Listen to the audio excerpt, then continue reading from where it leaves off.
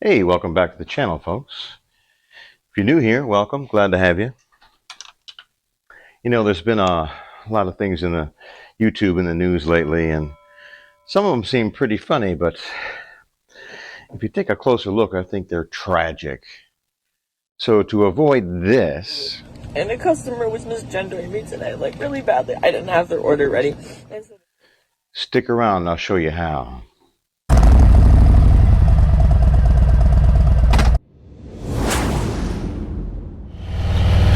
Well, I kind of don't know where to start on this one. There's so many things that cause this little syndrome. Stuff that we really didn't have to deal with, you know, when we were younger.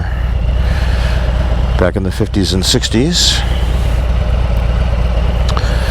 But how many of you have seen the soy boy videos everywhere on YouTube? They're everywhere, and it's true.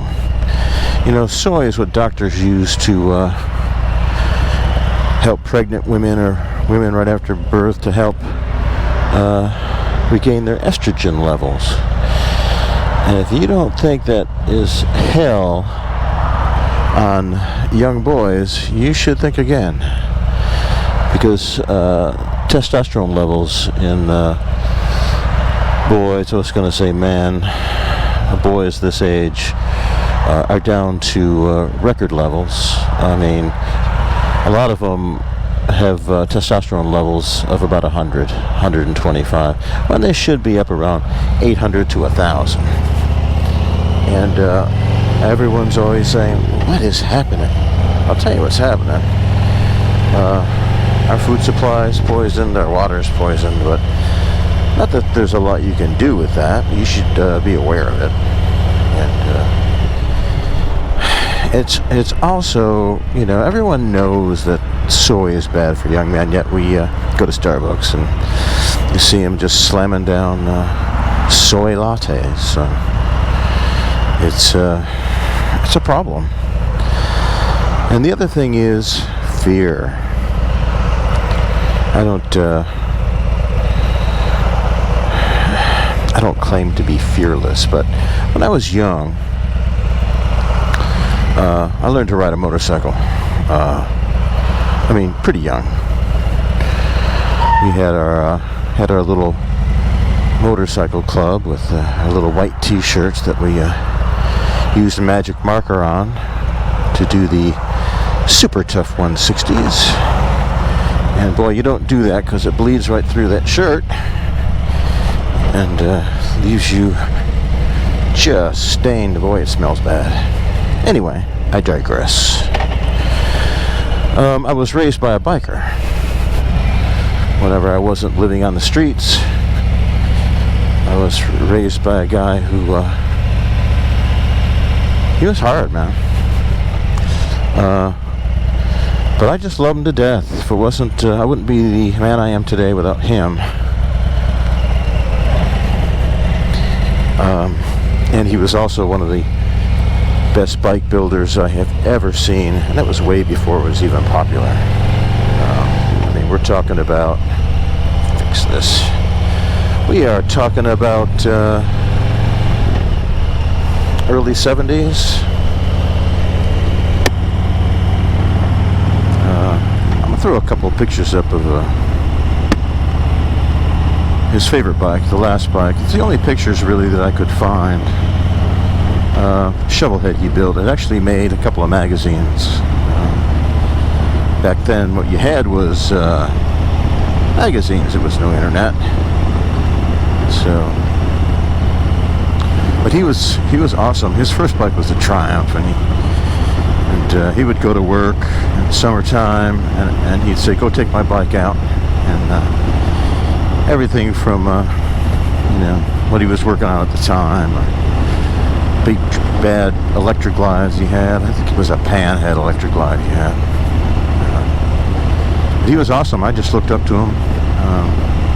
But he showed no fear. And I think as a young man, when you decide to ride a motorcycle, and it's not just the fear of riding, it's fear in general.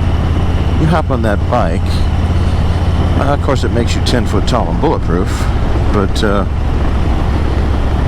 it's one of those things where you learn not to fear, and it doesn't have to be of motorcycles. That lack of fear transfers to the rest of your life. It really does. But we don't seem to have that today. We've got society talking about toxic masculinity, so everything they're doing in school, telling boys to be more like girls. And you got a whole society now that's just screwed. And we have to kind of get it back.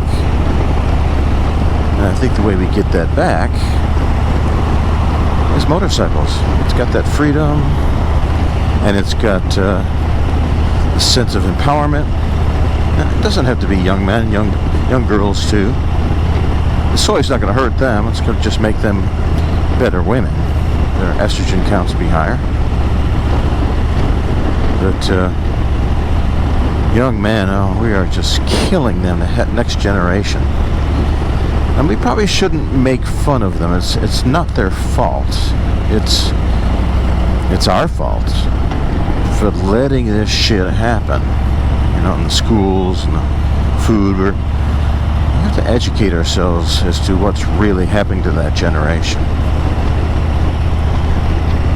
There's my town. It's just tragic. And there's got to be something we can do about it. I guess it's yanking politicians out of there and firing teachers. And never let your kids go to public school, that's for one thing. Just get them out of there. But we need to teach boys how to be men. Of course, this isn't everyone. I've been meeting a few young people. I met a young guy in an airplane last night, and he really had his stuff together. Budding photographer. And I bet his testosterone levels are fairly normal.